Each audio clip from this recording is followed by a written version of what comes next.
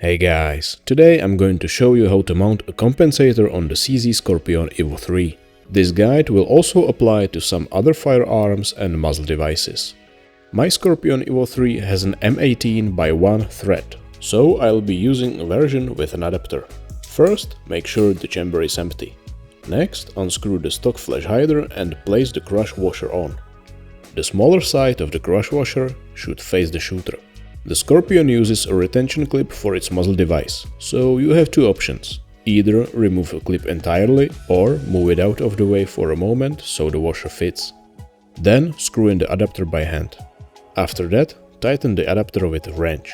I'm using a 19mm wrench. Once the adapter is in place, put on the second crush washer and screw on the compensator by hand. Then tighten it with a wrench and make sure the gas ports face upward. And lastly, you can use the included tool to clean the gas ports. And that's it. I hope this video was helpful, and on behalf of the CZ Parts team, enjoy your time at the range.